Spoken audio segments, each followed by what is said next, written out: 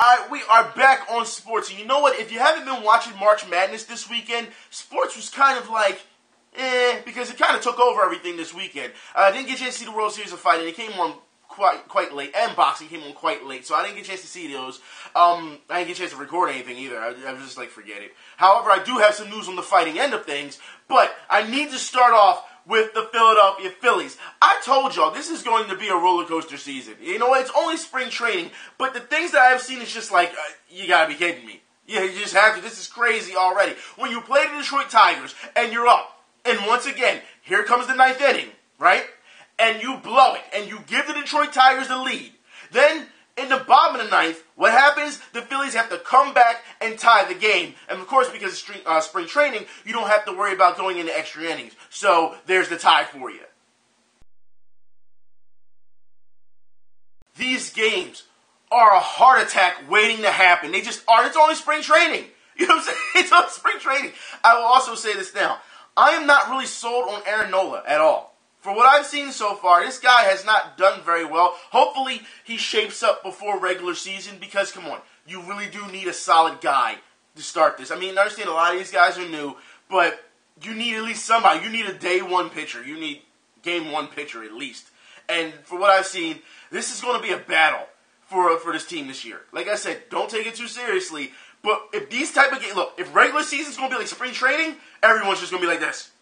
They're going to be on the edge. All you gotta do is just watch from like the 7th inning on, if that's the case. These games, listen, they're pretty good. Lots of hits. All right, of course, it's spring training. Not all the pros are there, so you don't know what's going to happen. A lot of aces aren't there, but during the season. But that'll be another thing we see. I understand this team is young, but how will they do in a whole season stretch? Will they break down? Will they get too tired? We'll see what happens. You know what I mean? But this team is just. I mean, they're winning games. Don't get me wrong, and they're tying. Well, as you can see, tying games, but it's hard to watch. It just is at times because it's like, you got to be kidding me that it's only spring training already. I'm yelling at my TV. It's spring training. You know what I'm saying? But also, in more Phillies news, over the weekend, they had a chance to play the Toronto Blue Jays, get a little bit of revenge on what happened last weekend. And this time, they beat the Toronto Blue Jays. But the big news out of all this wasn't the actual game. It was the showdown between Batista and the Philly Fanatic.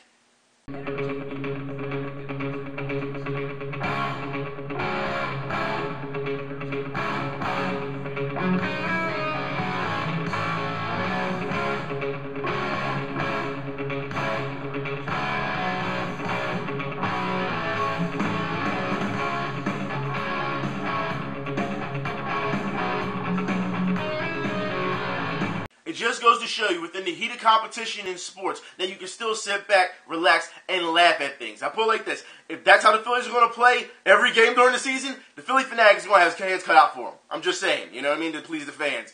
Speaking of pleasing fans, I guess we should have this talk. Philadelphia Eagles fans, Jesus Christ, you people online are fucking embarrassing. You just are. Look, I put it like this. Last week, we talked a little about Eagles news, all right? This is offseason, so you know they're going to make moves. And we're going to talk about that as well, because it seems like people keep forgetting about this shit. So, all right. Last week, we talked a little bit about Eagles. And, of course, after the video was done, you guys and girls in the comment section had said that, hey, man, you had just missed all the trades and all the drama. And I'm like, yeah, we did. You know what I mean? I did. We didn't know they were going to make those moves, but you know moves were coming. However, let's talk about this now. First off, I'm going to say that I have no problems whatsoever with Alonzo and Maxwell being sent over to Miami. If anything, if you ask me, they got over on Miami. Dolphins fans, I don't know how you feel about that, but I'm okay with that. I'm fine with that, okay? Now, also, about getting rid of Murray. I will say now, because I'm seeing people freak out, and, oh, what the hell? I'll play this. I'm disappointed. I'll say that. Because, let's be honest here, he was misused last season, all right? He wasn't used the right way. So I don't want to blame Murray for that, you know what I mean? I think if you gave him another chance this season, he probably could have proved himself that he could work in a legit system as opposed to Chip Kelly's system, which was bullshit, as we know. I know a lot of people still want to defend that, but still, it was bullshit. We know this. Anyways, to give him up to the Titans, I felt as though it was a little wrong, all right? Now, a lot of people were saying that, he really didn't want to be here in Philadelphia anyway. And, of course, Murray, he would always say, well, I like the organization. I don't have a problem with it. Yeah, that's being a professional, all right? But for what we're hearing, pretty much he was kind of sick of Philadelphia already. He was. So if that was the case, you want to get rid of him, plus it frees up money. go ahead and do what you got to do. You know what I mean? I don't have a problem with that. Like I said, a little disappointed about it, but still, I'm not going to complain and cry about it. However, I will say that the big news is, this is what kind of concerns me, okay? Chase Daniel. Now, I understand that we need a backup quarterback due to the fact that, come on, let's be honest here, all right? They got rid of Sanchez. He's going to Denver, okay? I get that. So, you want to get Chase Daniel. Doug Peterson has, he knows what Chase Daniel can do because he was in KC. The problem I have is the money that they're giving Chase Daniel for a backup for when. Notice I'm saying when, not if Bradford gets hurt. When, because he's injury prone as hell. We know this, okay? When he gets hurt. You need a legit backup quarterback. But this guy is only throwing, 77 yards or something like that? So, to give him that type of money, I feel is a bit steep, all right? That's a bit much. I will say that. Now, the reason I talk about this, due to the fact that how Eagles fans are reacting, you should know by now that every offseason this happens, all right? You know that they're going to make these wild moves and people are going to freak out. And I don't understand why, because you die-hard Eagles fans, you should see this coming, right?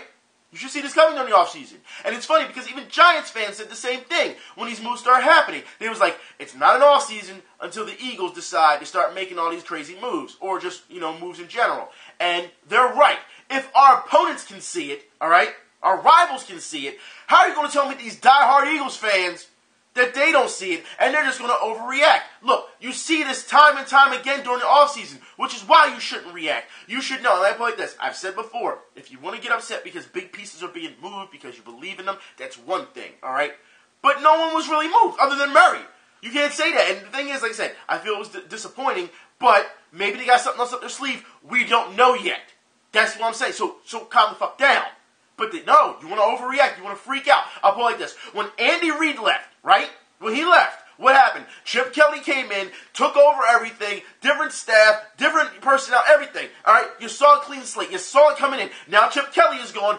Doug Peterson's coming in, changing staff, changing personnel. You see it all the time when this happens. This happens in football. It doesn't matter if it's the Eagles or any other team who gets a new coach. They're going to bring in their own people. This happens all the damn time. Eagles fans, you are not exempt of this. And you think because you've seen it before that you will be prepared for it again.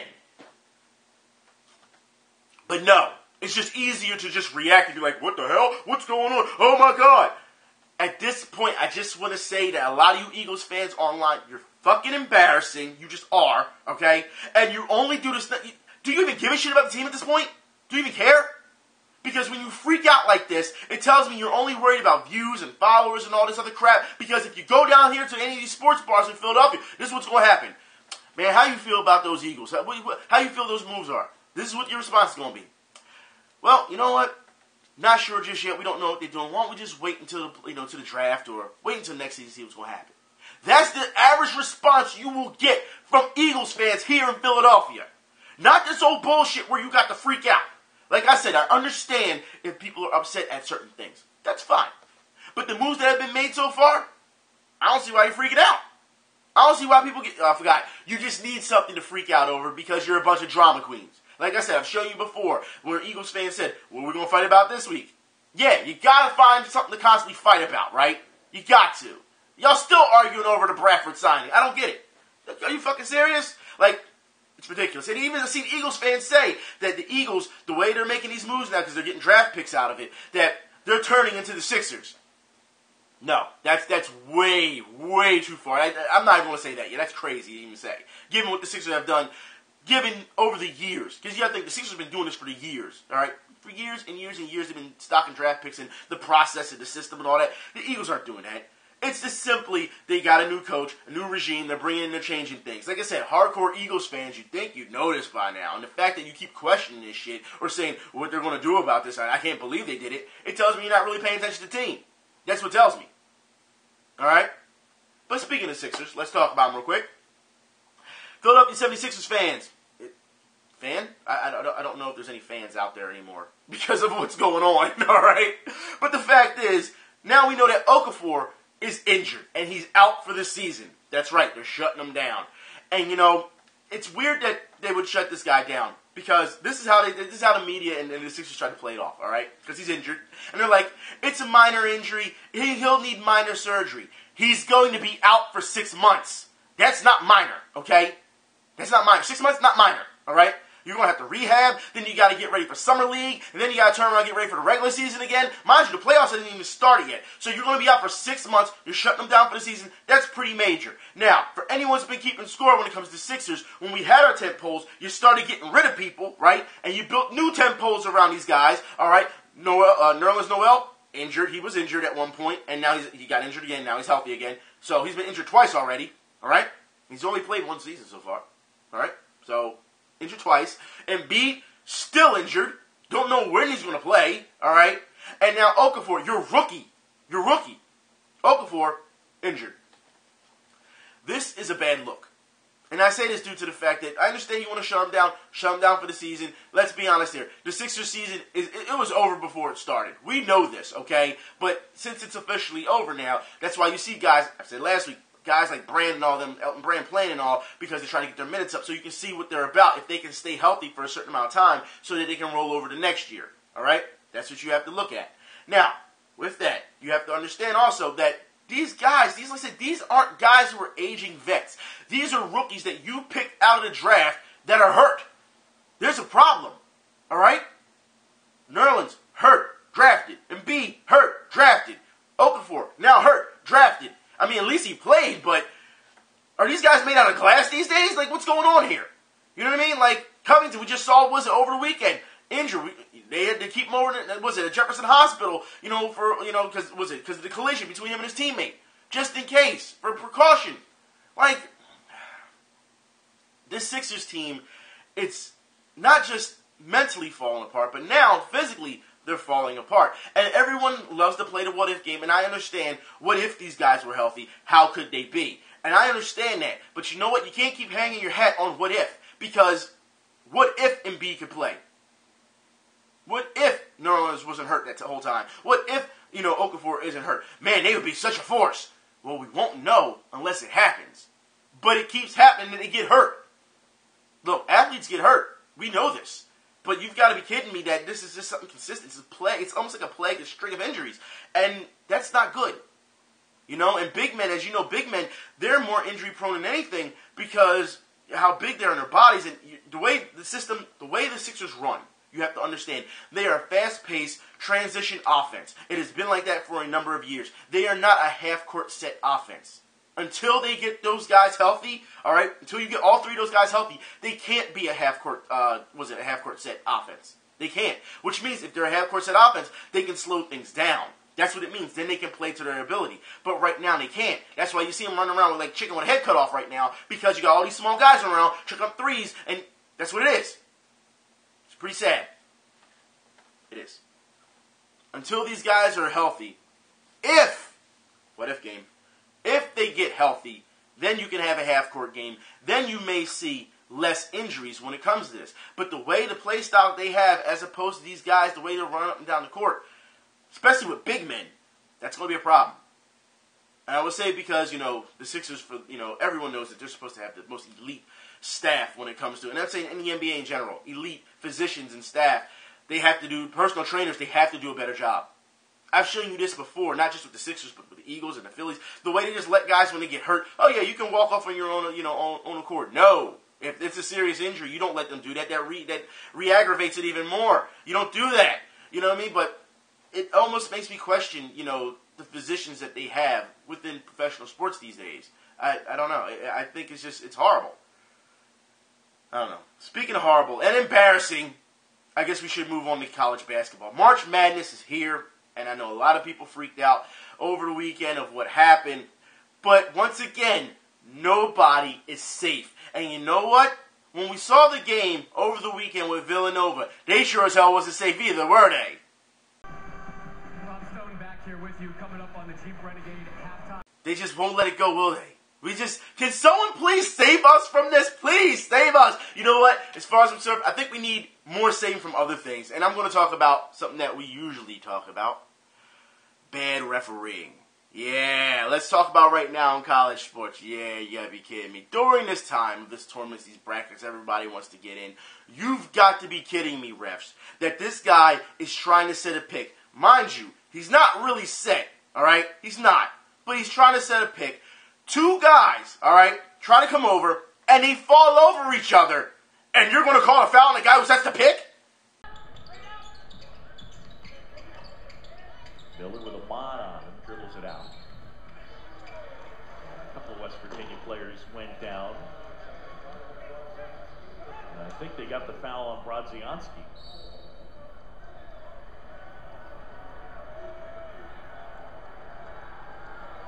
I think they're getting him for being out of the coach's box.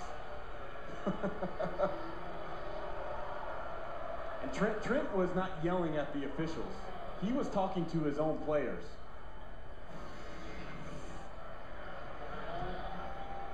They just tripped over each other. How did Brodzianski get called for a foul there? They tripped over each other's feet. So let me get this straight. The guy is touched, barely touched, all right? Falls backwards, which is a flop. Let's be honest here. He's flopping because Augusta Winnick knocked his ass over, okay? And then the guy coming over also trips over him, and then the guy who set the pick is the one who's getting the call. Come on. Refs. There's too many eyes on the floor for something like this to happen. And even though that should be the Griffin Force flop of the week, no. You Cavs fans have come to me about this and said this should be the Griffin Force flop of the week. As long as you back it up, you better back it up. Speaking of Cleveland, I guess this could be a good segue into this, all right? The Cleveland Browns, I want to talk about them really quickly. And for those who don't know, the Cleveland Browns they've released Johnny Manziel. And you know what? I'm okay with that. As far as I'm concerned, they should have got rid of him a little bit earlier. But, hey, they got rid of him. He's had so many chances to get himself together, and he just wouldn't. And here's the thing. For all the things that we've heard that happen, you know what I mean? The domestic violence problems, the coke problems, you know what I mean? The drug problems, the drinking problems, the partying, and just being very irresponsible. It's amazing how fans are upset. They're burning jerseys now of Johnny Manziel, and people are giving him flack for it. And I'm thinking to myself, this guy quit on their team a long time ago because he was given so many chances to clean himself up, and he just didn't. You know what I mean? And now we're seeing a lot of people who want this guy on their team. It's like, why would you want this guy on your team? He is a head case right now. He doesn't have any mental discipline. He doesn't. I don't know why anybody would want him. And of course, we're seeing Cowboys fans still to this day saying, bring on Manziel. He'll do better in Dallas. I don't see that. You know, I really don't. This guy is who he is. And I want to bring this up really quickly because we've seen what happened with Ray Rice, right? All right. And we've seen he hasn't been in the league, really. And as of late, they're talking about how Johnny Manziel should be blacklisted or blackballed from the NFL. That's right. A lot of, we have executives now coming out and saying these things. And as far as I'm concerned, look, if you're going to hold Ray Rice to that standard and not let him back in the NFL for so long because of what happened, Johnny Manziel has done drugs, has booze, he is partying, and we know that he's got domestic issues. I don't know how you don't keep him out at this point. It almost makes you feel as there's a double standard at this point. Like, seriously. As far as I'm concerned, Johnny Manziel beat Johnny Manziel. Mentally. He did. It had nothing to do with other teams. It had nothing to do with his football ability. It had nothing to do about learning the playbook. Nothing. He was not interested. He thought he was a rock star because of the way the Cleveland Browns fan base treated him.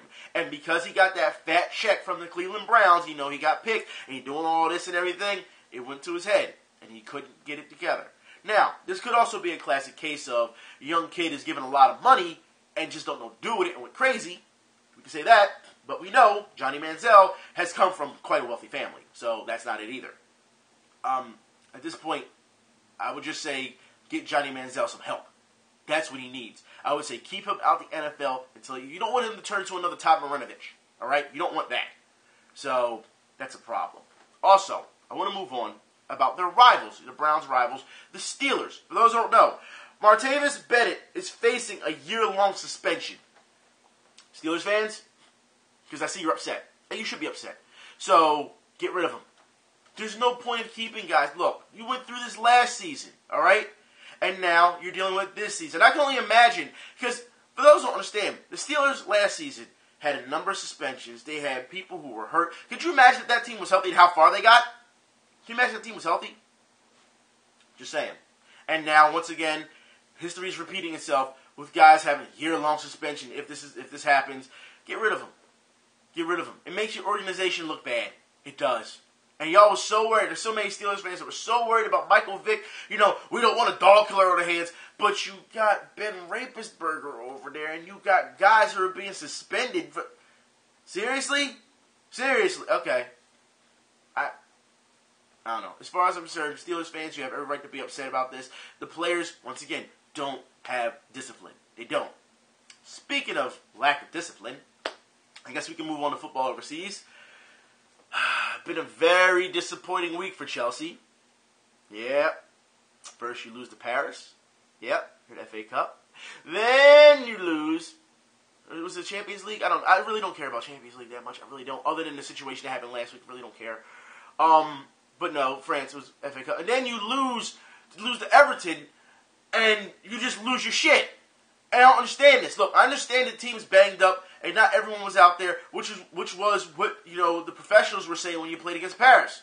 Earlier last week they said that. So you shouldn't have won. Okay, you had a chance to win, and what happened? At one point, the refs did kind of screw you on a call, and when they screwed you on a call because you were threatening to score, what happened? You lost it. You lost your brains. You stopped playing, and Paris took over, and it was game over. That was it. You lost the Stamford Bridge, and it was done. All right.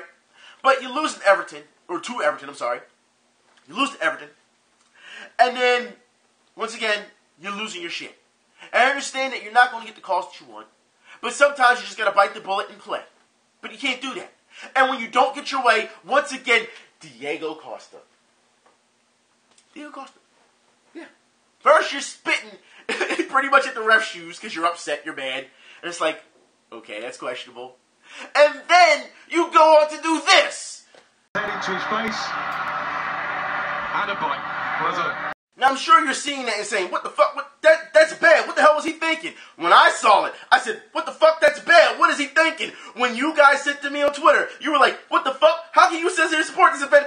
This is bad. What was he thinking? And the commentators, you can hear, yeah, he's biting. What was he thinking? Everyone is saying the same thing. It's bad. What was he thinking? I've seen all over Twitter people saying, this guy's he's a tit. He needs to go somewhere. He needs to be sent away. This doesn't need to be in our sport. I'll put it like this. There's no defending this other than one other way, all right? And I've always discussed the ups and downs of Diego Costa, have I not? Some of you said I should compare him to wide receiver 10, but I've always discussed the ups and downs of Diego Costa. With that said, let me say this now. The only way to defend this is by going, but with Barry had said, the guy who's supposedly bit, he came out and said that Diego Costa actually didn't bite him. That's what he said, okay? Now that's what the guy who's being bit said, he didn't bite me. Okay, if I'm Diego Costa, I would rather be known for biting a player than sucking on his fucking neck like a vampire. Like, what was the point of that? Where were you going to go with that, as far as I'm concerned? Because you can see he opens his mouth and then closes it. It looks like a bite. So you're telling me, oh, I can't go but so far. Let me just look like I'm sucking on him. That's absolute no. That is no. There's no reason for this. Like I said, that's the only way you can defend it, by what the player said. But other than that, there's no reason for it whatsoever. Okay? I'm not even going to defend this. Like, you can't defend it. Regardless if he didn't bite him or not, there's no reason to be in his head like that. You know what I mean? And try to bite him or suck on him or whatever the fuck you're doing. There's no point. You know what I mean? You can't defend that part. So as far as I'm concerned, for those who don't know also, Diego Costa may be leaving in the summer. That's right. It's been reported that he may be leaving. He's considering leaving. First, Terry, as we know, there's a deal still on the table for him, but he'll more likely be leaving because of age. And Diego Costa's thinking about leaving as well. This is not a good look for Chelsea. It's just not. All right? And if, as far as I'm concerned, this is something that, like I said, this isn't Chelsea football as far as I'm concerned. Yes, he's a very emotional guy, but you got to be kidding me that you're going that far. You've got to be kidding me. Look, I put it like this. All right? You need to bring up some of the youth. Let them play. I'm not trying to hear you're going to spend a ton of money on another big-ticket player. I don't want to hear that, okay? Bring up the youth. Let's see what they can do. It's the only way, I feel, is the only way you can get out of this. I mean, look, Chelsea fans have to understand you can't win it all every season, all right? We've seen that this season, how much they were freaking out and just going nuts because of Moreno. And, like I said, you got to learn how to handle it. But at this point, when you are seeing these players do this, there is clearly a problem. This team still isn't that bad. It's not in that bad of shape, all right? Like I said, I'm not a fan of the FA Cup or Champions League, like I said, unless something like we talked about last week happens, then that's one thing. You know what I mean? For me, it's always been EPL or bust. All right. So as far as I'm concerned, this is something that can be corrected. It's fixable. It is. But what he did, no. And I understand that they're still talking about giving him a red card because of the spitting and all. There's other problems that he has that they're thinking about still holding this up on him. I put it like this: if that's what you want to do, fine. This guy has to learn his lesson eventually. You know what I mean? Like, I would defend him a little bit earlier this season because of how he was being benched when he didn't deserve to be benched. But this is uncalled for whatsoever. I understand you're out there, you're putting all your heart into it, you're fighting as hard as you can, but you cannot do something like that. It's a bad look in general. It just is. Anyways, I have one more piece of news for you guys and girls before I go. And when you talk about this, I want to talk about Kimbo and Shamrock because, for those who don't know, in the comment section last week, one of you had said, Event, if you want to see a funny fight, you should watch, was it Kimbo versus Dada 5000. Now, I take it that the person didn't see the video before that where I actually talked about that, and that's fine. But the reason I bring this up is because of this reason. Because for those who don't know, Kimbo and Shamrock failed their drug test. That's right, at Bellator 149. Failed their drug test. Just when you think things couldn't get worse, it gets worse. Now, I put it like this. When you watch the weigh-ins for this fight, all right, and you saw Ken Shamrock, the way he looked ripped, I was like, whoa. I remember speaking to my trainer about it. I was like, whoa, look at Ken Shamrock. At his age, he looks great. And he was like, he's on the junk. And I didn't want to really believe that because if you watched Ken Shamrock's training regimen, I didn't really want to believe that. But it's true. He is. You know what I mean? So my hat's off to my trainer.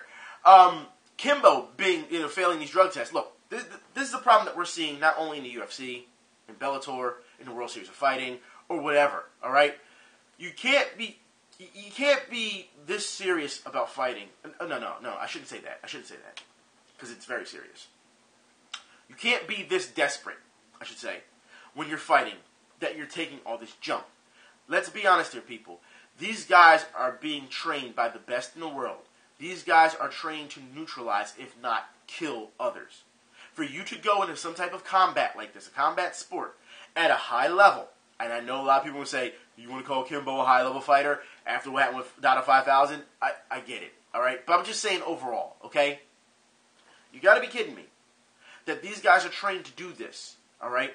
And in a combat sport at a high level, let's be honest here, some say best in the world, all right? And then on top of this, you're already a threat as it is. And then you add in that you're doing some type of drug or performance-enhanced PED to help you even more. That makes you even more fucking dangerous. Now, of course, people are going to look back and see these fights and say, well, they didn't look that dangerous now, did they? They both pretty much looked embarrassed. They were both embarrassing. That's not the point. The point is, if they fight an average Joe, they will destroy them worse than what... Look at it for what it is. This is something that is a problem. These are people's lives on the lines. Even though you're getting paid to fight, all it takes is one punch to or kick or move to paralyze, all right? And for a guy to be on the junk, it makes it even worse. Like I said, we already know that Dada 5000, as we know, his heart stopped in the middle of the fight. You know what I mean? Like, they had to bring him back. You know what I mean? Like, it's not a good look. It's just not. And I think as though there needs to be more testing. And like I said, if they fail the test, I'm not trying to hear that, oh, they failed their test, we found out after the fight. Dude, if they fail their test, look, card is subject to change. If they fail a test, then guess what? Then they shouldn't be allowed to fight. But then again, that's what you're selling.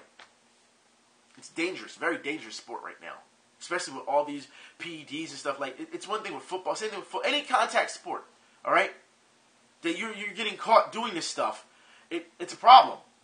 We just saw not too long ago in baseball, guy got caught for the third time from the Mets. Now he's out. He's done for good. Could you imagine if he was hopped up on the juice so much that he threw a fastball at someone's head? That probably killed somebody. It's very dangerous for these guys to do something like this because they're desperate to get that edge. And it also makes those who do this, the clean way, the legit way, it undermines how much hard work they put into this as well. It's pretty sad, man. And I hold Ken Shamrock to a very high, high standard because he's one of the grandfathers of this mixed martial arts shit. You know what I mean? You have to give him respect. And then he goes and pulls this shit. I don't know, man. It's ridiculous. You know what I mean? Anyways, I'm done. I don't think I have anything much to say. I got stuff to do anyway. I feel like I was being rushed. I'll talk to y'all later. Y'all be safe. If there's anything else you want to talk about, like I said, leave it in the info bar. We'll talk about it next week then. You know what I mean? Like I said, I just want to do that follow-up because for those we were saying in the comment section. Anyways, talk to y'all later. Y'all be safe. I'm out.